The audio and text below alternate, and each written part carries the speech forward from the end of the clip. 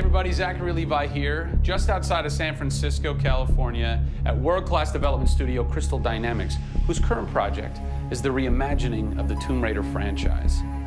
From now until the game launches, we're going to be hopping around the globe, bringing you exclusive first looks at some of the key ingredients that are shaping and creating this world. First stop, Digital Domain, Los Angeles, California, to meet one of the most crucial pieces of the Tomb Raider puzzle, Lara Croft herself. I'm Zachary Levi, and these are the final hours of Tomb Raider.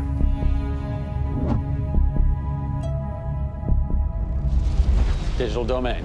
This is where they do a lot of mocap for big Hollywood films and video games like Tomb Raider. And today, we are gonna meet the new Lara Croft, who is around here somewhere. Oh, teaser. And this is where the magic happens. I think that might be the new Lara Croft. That's the new Lara Croft.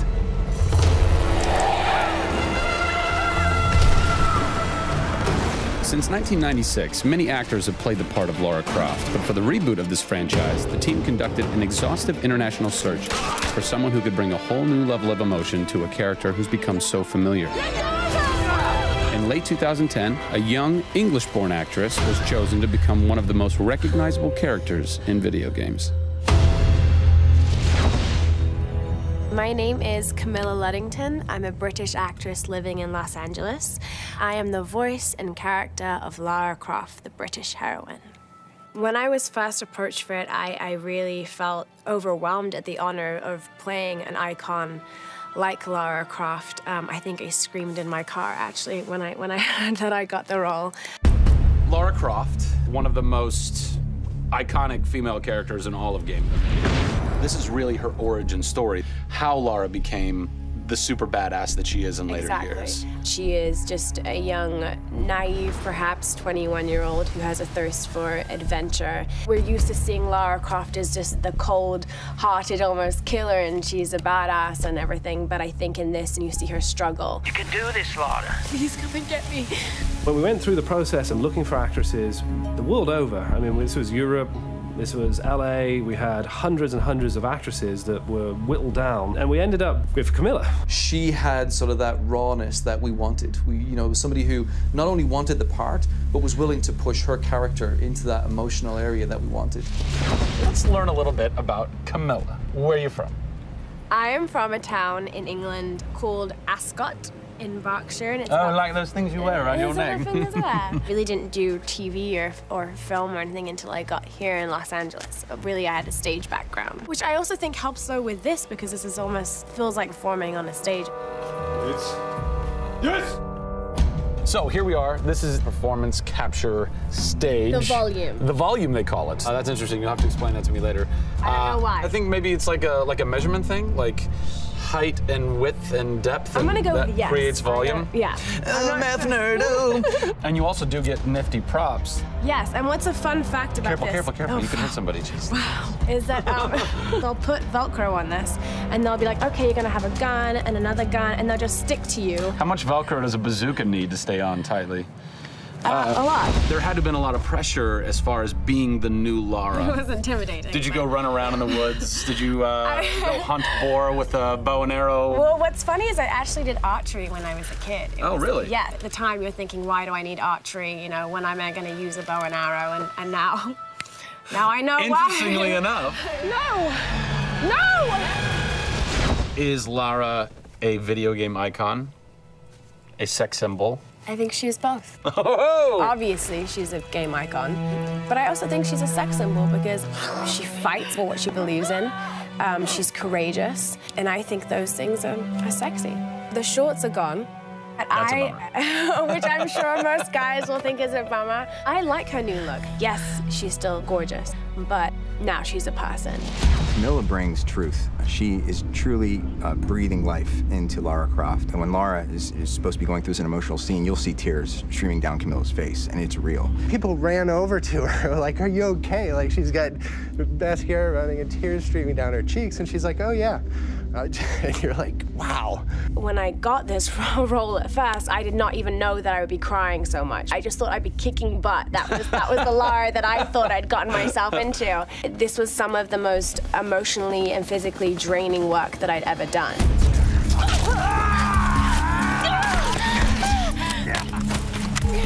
This is the very first time I get to see this.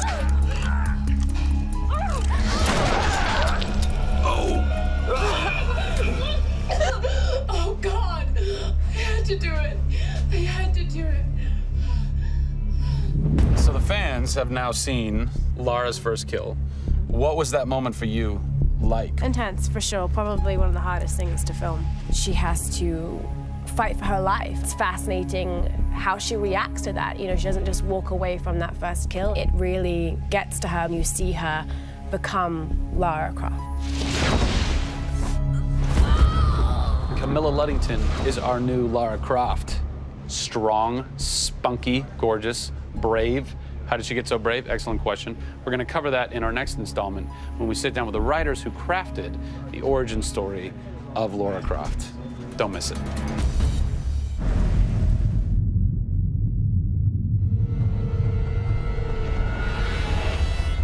Hey everybody, Zachary Levi here in downtown San Diego at Comic-Con, more specifically at Nerd HQ, which is the epicenter of all things Tomb Raider. The anticipation is building as the team from Crystal Dynamics continues to say that this could be the game of their careers. Today we're going to dig a little bit deeper into the story with some of the key writers and designers who are brave enough to tackle the origin stories of Lara Croft. These are the final hours of Tomb Raider.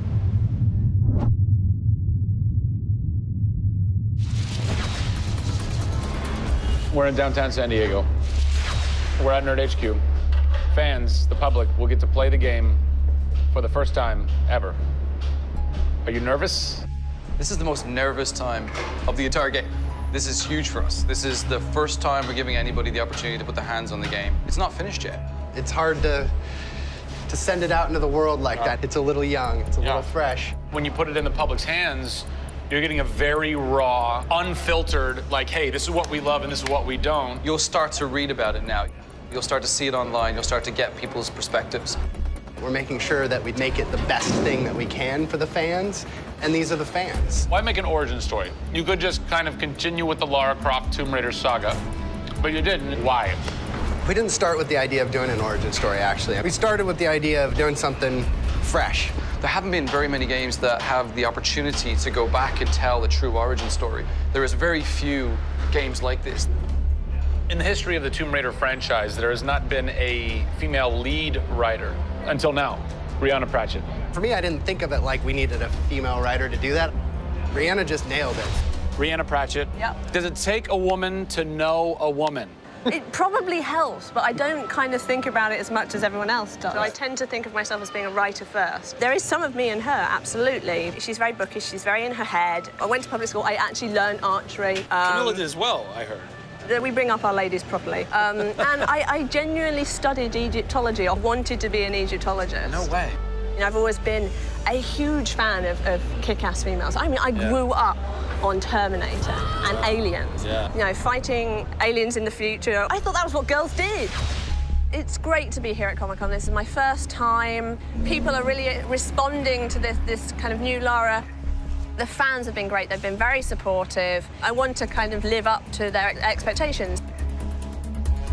I grew up going to fantasy and science fiction conventions. Now here I am looking at a Tomb Raider poster on the side of a building for a Tomb Raider game I have written. Can't quite process that, but it's very cool. Lara's actions affect her character and her emotional state, and so the first kill for us was a big thing.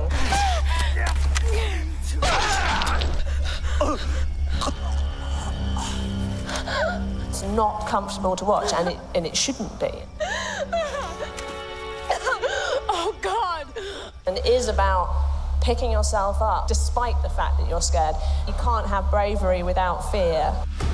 In video games, you're kind of tweaking all the way down to delivery. Yeah. Blessing or curse. Games development can be quite harsh on narrative. You know, you can lose levels or characters. You have to be amazingly flexible. When is the script finally finished?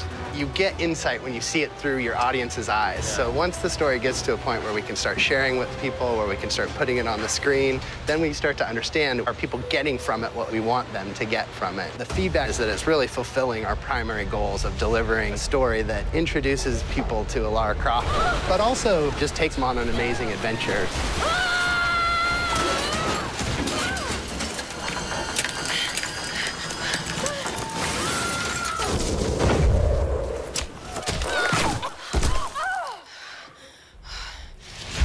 John Stafford, you're kind of the dialogue typist, word monkey. The words that you've been speaking for so long. Yes. Are from this everything man. that I've been through that's been extremely emotionally draining and painful, I have him to blame for. So we'll have words later about it. What were the challenges stepping into the heart and mind of a character like Lara Croft, who we've known for quite some time? Yes. Players' expectation is... You want to just jump right in, guns blazing? Controller, I'm awesome. I'm awesome. We want that. That's what video games basically allow gamers right? to feel. I am awesome. Challenge for me is to show her vulnerable. We're shipwrecked on an island inside the Dragon's Triangle.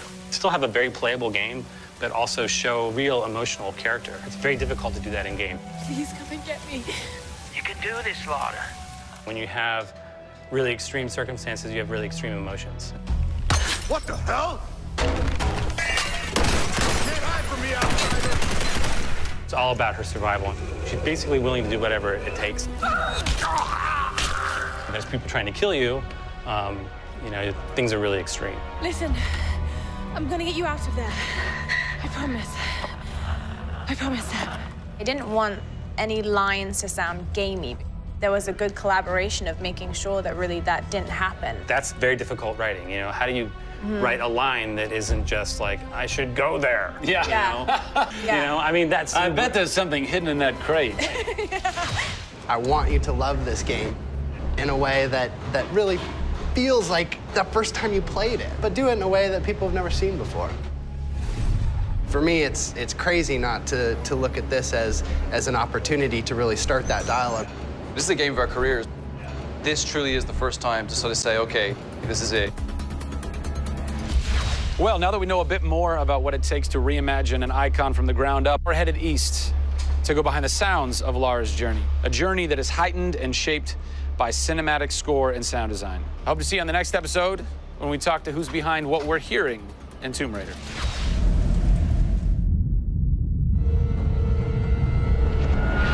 Hey everybody, Zachary Levi here in the heart of London's famous West End. Behind me is BAFTA, the British Academy for Film and Television Arts. Why are we here? Excellent question. For starters, Tomb Raider, the series, has garnered a lot of love and accolade from BAFTA over the years. Some of the key players on Crystal's dev team are BAFTA LA members. And to top it all off, legendary video game composer Jason Graves is a BAFTA winner. We're going to catch up with him in just a bit, but first, a little trip to Raleigh, North Carolina, where we go behind the scenes at Jason's recording studio. These are the final hours of Tomb Raider.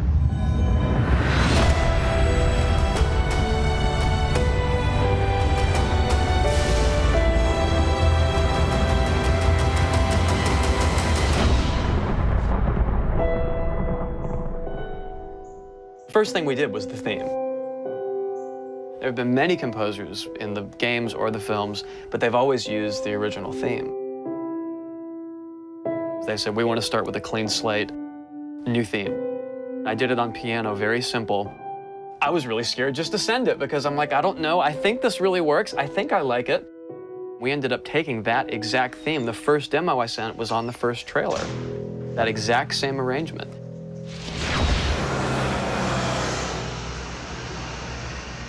So, Jason, currently you're working on this reimagining of Tomb Raider. When you're taking on a new project, what are the things that attract you to that project? The heritage of a particular game, I think obviously... And don't even get me started on Tomb Raider. I literally almost drove off the road. I was on the phone with the audio director. Like, oh, stoplight! And I had to pull over a little bit to not hit the car behind me. What I loved about Tomb Raider, what really drew me to the project was they had no pre-existing conditions. Because they wanted to get out of what it used to be. They wanted something new. They wanted something fresh. Jason's done hundreds of games at this point. He was an easy choice for us to go with on paper because he has such great experience. I listened through a lot of different material from a lot of different composers. I was really taken by how well he did the intimate stuff. The textures and the real, like, you know, intimate and vulnerable bits that we needed to highlight in the game were a great match for us. What is square one for you when you start wrapping your head around and going, this is where I feel like this world is going to exist? Main theme, call me old-fashioned. Then it was a matter of finding out what kind of percussion would work. And always going back to the melody and the theme, because that's kind of the heart of the game. The most signature thing that we need to get right is Lara's theme. One of our big goals was that it can be used in any emotional context. What does it sound like? High action.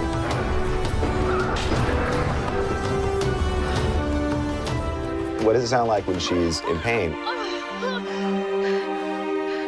For music, the gameplay and the concept art, especially with the scavengers and kind of the shanty town, corrugated metal, how everything's kind of this amalgam of different stuff that they found on the island.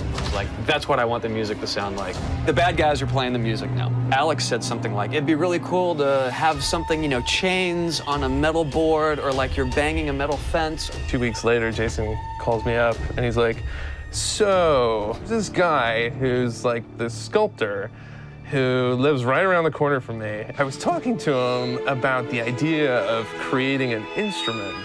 And I'm like, that sounds completely insane. We have to do that. Tackling the score to one of the most iconic franchises in the world brought a unique challenge. How best to capture the emotional timbre of the characters and island in music? People, I give you the instrument.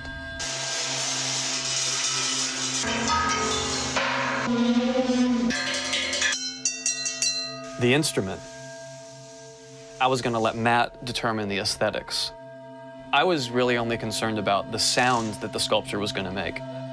Matt built this, which looks pretty much exactly like Laura's original homemade bow in the game. There's different timbres based on different materials, metal, glass. It's a direct line from the plot, the characters, the story, the environment, straight to the sculpture. We always wanted the island to have that character in itself. Creating an instrument gave it this unique identity. It's got a voice. Yeah. The very beginning of the game is nothing but the instrument.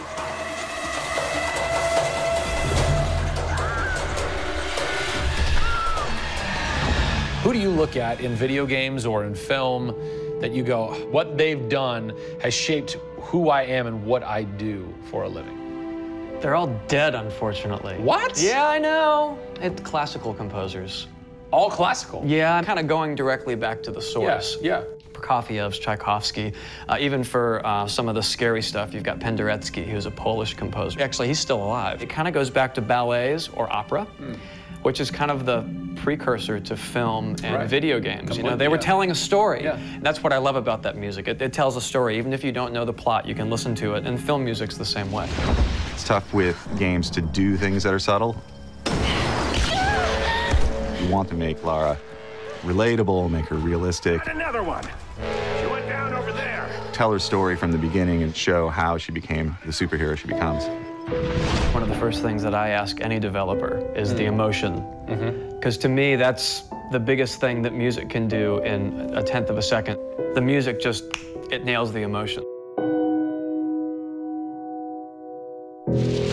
Wow, that was amazing, huh?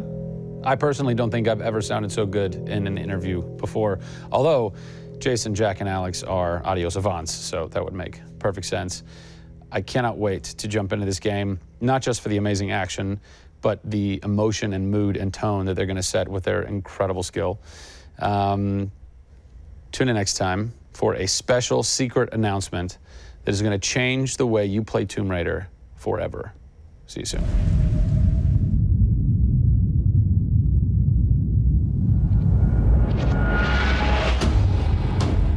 Hey everybody, Zachary Levi here. Over the last few months, we've brought you exclusive behind-the-scenes looks at the final hours of development of Tomb Raider. You've seen Camilla recording her last few lines, Rihanna musing her last few words, and Jason completing the last few notes of the score. As those key pieces lock into place, it's time to reveal one of the last portions of the game, and a team that's been shrouded in secrecy for 2 years. We're here in the beautiful and freezing Montreal, Canada, to bring you the final hours of Tomb Raider multiplayer edition. These are the final hours of Tomb Raider. Welcome to yet another world-class studio in the Square Enix portfolio, Eidos Montreal, home of the multi-award-winning game Deus Ex. Locked away in one of the far corners of the studio is a team of experienced, passionate professionals who have been specially brought together to create the first ever multiplayer component to the Tomb Raider universe. Let's meet the team behind the vision, direction, and decisions, and hopefully get a chance to play a few rounds. Here we are at Eidos Montreal. Before we get into why we're here, Carl, you now have an amazing stash, my friend. What is the impetus behind this? As a studio, we've been participating in Movember. A good friend of mine, JJ Owens, works for Movember in LA. We set up the gaming challenge, and we brought studios from all around the world together. I think so far we've raised somewhere in the region of $140,000, $150,000. Well done. Been a big success, although my wife doesn't necessarily always approve. She hates it? Oh, my wife wakes up in the morning. She says that she hates it. She secretly loves it. What were some of the factors that led to a multiplayer facet to this new Tomb Raider? When we started developing sort of our vision for reimagining Tomb Raider, on paper it was all about single player. And as we started to build that world out, we had the island, we had the Solarian, the scavengers. We started to realize that we had this canvas. Great warring factions, great landscapes. Yeah, we had all these really awesome places where it was all about traversal and single player. When we started looking at that, we thought, wow, well, what about multiplayer? Part of the genesis of that was Lara Croft and the Guardian of Light that kind of cracked open a door to lead you guys into the multiplayer into here at Eidos Montreal. Guardian of Light was a downloadable, a smaller scale project, and that allowed us to sort of take the risks that we wouldn't necessarily take on a full-blown project. Guardian of Light was our Pixar short. It's the idea that whilst you're building your big project, you're always thinking about that next thing, but also allowed us to be able to start understanding co-oping and networking. It was a game that actually brought Tomb Raider fans together for one of the very first times. You hear them in their ear and they were having fun. And as a result of that, that led to us thinking about multiplayer. Hopefully our single-player experience we're delivering is a very sort of single-player, solitary, immersive type of experience. But at the same time, we believed tomb raiding together with friends would be fun. Tomb raiding, I think that's the first time I've ever heard that term. I like that. It's fun. You know, axe climbing and zip lining and the traversal that we get in there and the traps. For me, it was very sad to have that catch-22 of it would be great to do this in multiplayer, but we just can't split our resources like that. And that's how Eidos Montreal came about. We had staffed up our teams to develop a single player. Everybody was gelling together really well, and it wasn't something that we wanted to just bolt on. We always said if we were going to do it, we're going to do it right. If you could have a fan play the multiplayer for the first time, what do you want them saying? For me, they're kind of different moods. It's not like I do one or the other. It's kind of like sometimes I turn down the lights and just play that single player experience. And other times I want to just jump in and have fun and start killing fools. Joe Curry, producer of multiplayer on Tomb Raider. It's the first time Tomb Raider has ever incorporated multiplayer, and you're in charge of that. Yeah. What's running through your mind when you get that call? Well, first off, exciting, right? I mean, we're all huge fans of Tomb Raider on the team. I mean, we grew up with Lara Croft. But when we spoke to Crystal, like, we want to do multiplayer, and we're thinking, how do you do that? It's always been Lara's story. You've been in charge of creating the first ever Lara Croft Tomb Raider. No pressure. Multiplayer. No pressure, Zach. Thank you. What are some of the main pillars that you brought over from the single player to the multiplayer to make those two worlds cohesive? The element that really stuck out was survival. The group surviving together. Right. But then traversal, the ability to go up and down and kind of everywhere in a level. The weapons, you know, the characters. What did you guys have to tweak in order to create an engaging multiplayer experience that wouldn't necessarily work with the pieces that were in play with the single player experience? One example is the bow. Especially in the reboot, it's so iconic that we had to make it work for multiplayer. You have a certain forgiveness when you play single player. Multiplayer, players expect snappiness. I shoot you, I expect you to go down, or you can just do what I do, which is take out the biggest gun and just run for them and shoot them out. The environment itself can be a threat. The Solari, you know, the guys that are on the island have had a chance to prepare traps. We've got things like an ammo box that looks like an ammo box, but it's really an explosive device. I need ammo, and it looks just like the regular ammo box, and then you're gonzo. We have a lightning rod. You'll get a lightning strike on the rod, and then you'll eliminate your enemy. First and foremost, we want to be humble. We want players to just have a really memorable experience. I had fun doing this. Do you remember when we set that trap? Moments that the players will come back to and talk about experiences that they've had for themselves, not necessarily the game offering them experiences. Absolutely. So, Joe, behind us we have the QA team, or the quality assurance team. They're a part of the development team. They can tell us what we need to fix and what's working and what's not. When do I get to game test? When do I get to get my hands on the game? Soon. We got a surprise for you first, Zach. So, when I was approached to host the final hours of Tomb Raider, essentially the biggest ask, not even ask, tell that I had was, I want to be in the game. I want to have a cameo, I want to have something. So guess what? Boom! Boom! Boom! I'm a playable character in the multiplayer Tomb Raider. How sick is that, Joe? You and your team are awesome. I can play with myself, virtually. Are we ready? Oh, that burns! You suck! Get those transmitters running. Radio transmitter activated! We're getting off this damn island? We send this in. Beautiful. I would like to try and kick your butt as me in this map right now. Should we try it? All right. Bring it. Let's do it. It's happening right now. Oh, nice! Was that one of my traps? That was one of your traps. Yeah! These movie traps are really fun. I mean, they're really, really fun. Yeah! Don't worry about it. Just because you made the game and I beat him. As you can see from the people and passion here at Eidos Montreal, this isn't just some add-on. They're devoting themselves to making this an experience in keeping with the feeling of single player. Familiar, yet different. Coming up in the final 2 episodes of our series, we go back to the home of Lara Croft. They're taking Tomb Raider to the finish line, and we'll be there for it.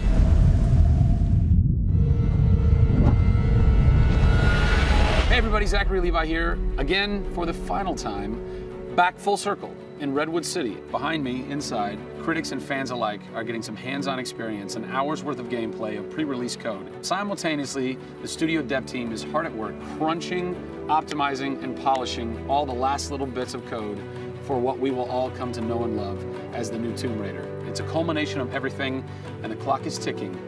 These are the final hours of Tomb Raider.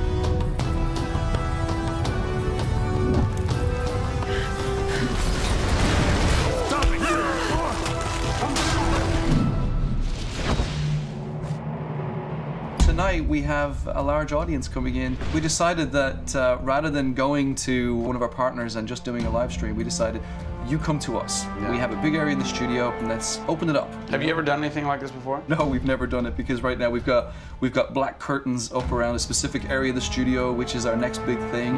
Only a select few people have been allowed to come in, and everybody's heavily NDA'd, and now we're going to bring 80 plus people into the studio. But it's exciting, to bring those type of people into the studio. They're the fans, they're the people who love it, and we want people to be a part of their experience. On one half of the studio, all that is going on like crazy, but basically in half the studio, you guys are just pounding, working out every last glitch, every last bug, making sure that it's all just perfect, done and perfect, exactly, for your certs on Friday. What happens when a game fails cert? Then things start getting like, sweaty around here. You're dicing with death right there. We might be missing a release date. That's how big a day this Friday is. Yeah, it's huge. If we submit and they come back and say, hey, there's maybe 35 things that we'd like to change, then as a studio, we'll change them. We'll improve them. Or there's small things that they say, hey, this experience might be better if you just fix this little thing. Then of course the team are literally sitting there waiting for that to happen. And there has been games I've worked on where we've submitted and within 24 hours it would get kicked back and they'd say, hey, you guys are crazy, you shouldn't have submitted it. So, there are 80 people in the office right now. You're 4.5 days away from delivering this thing, and they're strewn about. What are they all doing? So we have guys working out of very prioritized hit lists, right? So we say, okay, this is the most egregious thing that we've noticed lately. We'd like for you to focus in on it. What are you guys debugging here? Looking at some menu transitions. Oh yeah, we want to make sure everything feels snappy all the time. Menu transitions, if I had a nickel for every time. One of the toughest things with Lara as a character is her hair. You try to simulate hair in a video game, and it's not always exactly the way it would be in real life. But that's something that's, I think the fans really point that out, and they want Lara to look as good and as believable as possible. So even in the home stretches, we're trying to sweeten it and make you believe it. So I spend a ton of time playing the game. So while everybody else is busting their butts trying to make it work, you're having fun. That's basically what you're saying. There's about 80 people that are all still busily working in this last week before the game goes to cert. Absolutely. One of those groups is called the what group? The OMS group. And what does OMS stand for? OMS is an acronym for Oh My Shit. And what does that mean exactly? When you're into the high octane moment, the only response that we were challenging the team that it could come back with was, I would exclaim, oh my shit, that's awesome, right? Like, I couldn't even cuss properly. It could have been the OMHG, the oh my holy god team. Yeah. But oh my shit, oh my I think shit, it resonated. So many companies focus on the explosions, and we love explosions. I mean, there's plenty of them in the game. But it's also about sometimes that implosion moment, that time where you actually feel like you're part of that. We have an early example in the scavenger den, very early in the game, where the camera is about 6 inches from the back of her head as she's in this claustrophobic moment as the ceiling gets lower and lower and the water gets higher and higher, and her torch, you're worried, is it gonna go out? And as you suck in for that moment, if it's resonating with people, as we've seen it resonate here, you actually watch people who are claustrophobic kind of lean back in their chair a little and kind of react, and that's exactly what an OMS team is about.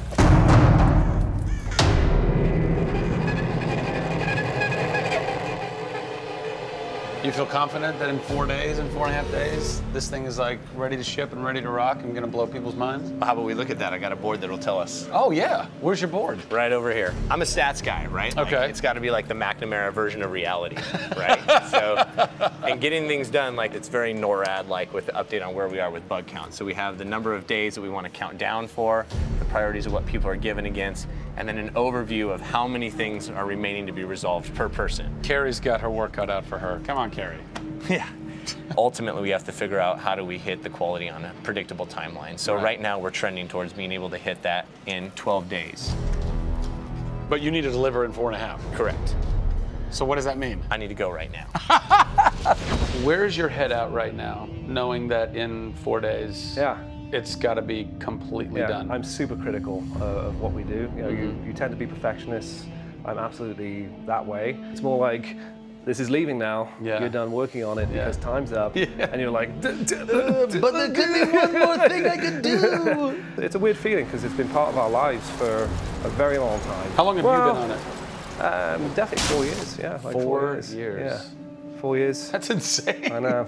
I was young. Yeah. Fresh face. I was young then. Yes. No bags, no grey hair. Yeah. It's been a roller coaster ride, and during that time we've been around the world, we've gone to shows, we've shown press, we've given hands-on, we've had community events, we've been in San Diego with you at Nerd Machine. We've seen people excited to see this and play this game, and it's been awesome. It's not just about Lara's arc, it's about the arc of people who've come in to the roles. You know, we've had people come in as animators and move up to the highest levels in their profession along these 4 years. So people have grown in these roles. Families have expanded, kids have been born, but we're coming to a point now where we're, you know, probably 70, 80 plus days away from launch, and this phase has come to an end. You know, it's been awesome. With less than a week to go before console certification, the last few bugs to squash, and a general lack of sleep all around, this production is definitely going to go down to the wire. Will they make it? Join us next time on the final hours of Tomb Raider to find out.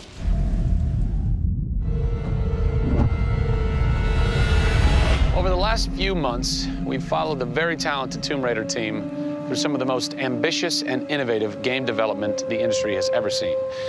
In the next few days, they submit the final code for certification. If they pass, game ships on time and everyone gets some much-deserved sleep. If they fail, well, let's not talk about that.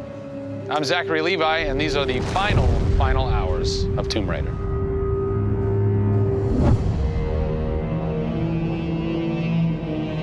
We've been around for 20 years at this point. Oh, wow. In this industry, that's crazy. Yeah. 20 years of games, and many times we've almost not made it, right? Through generation transitions, or you've had ups and downs in terms of games being released. And for us to still be here, making games and being competitive, it's amazing. Is this pretty typical for you guys to be in the last week and really all you've got left are these little bugs to do? Maybe it's a few hundred still left to go. The team's cranking them out.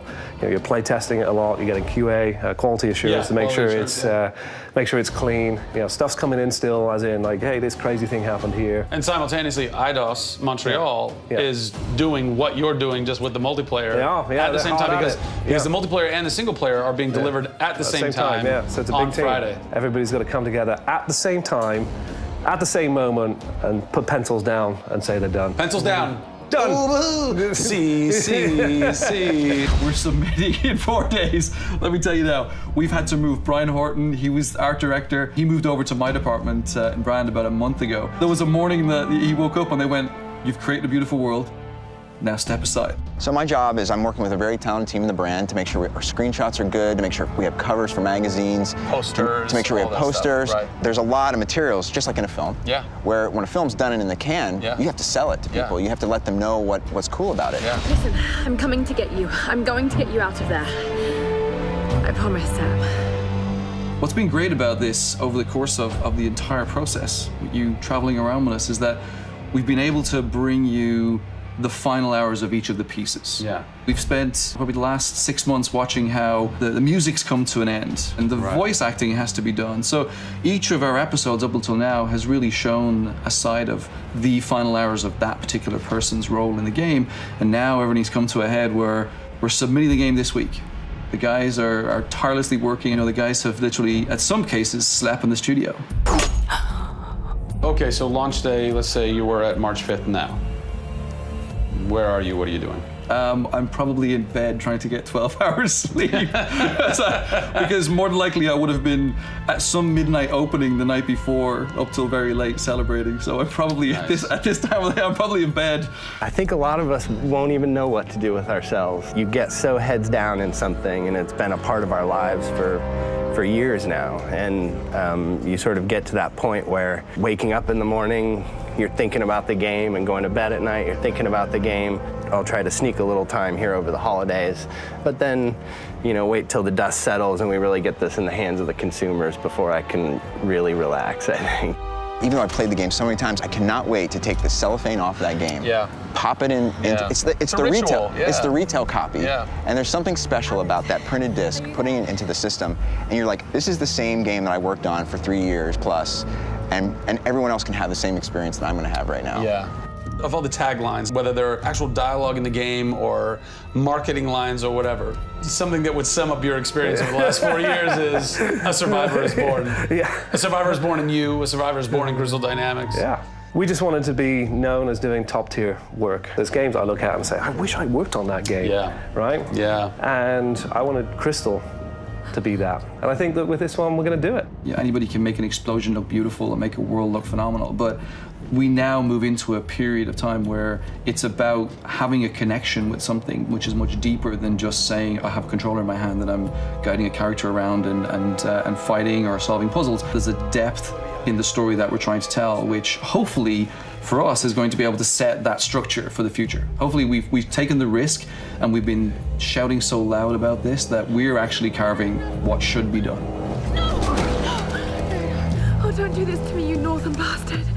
Are you excited? You nervous? I'm both excited and nervous, you know, because we've been masters of our own destiny up until this point, and now we're going to continue that right through to launch. And what's great is that from the very first presentation I gave with Daryl about here's the vision of the game, all the way through to the very first game sitting on a shelf on March 5th, we've been there for the ride. We've been on that journey. And then all of a sudden you reach March 5th and you're no longer there's millions of copies of your game out there. And they're in people's hands, and you're thinking, like, how are they playing it? Are they having fun? What are they saying? What are they going to do? As soon as they put the controller down, what's the next thing for them? Do they want to tell people? What do you want their response to be? I hope those people see that the story we've built and the foundation we've built is one that will last a long time. Doing something that's special is just incredibly tough, no matter what it is. You've got to really want it.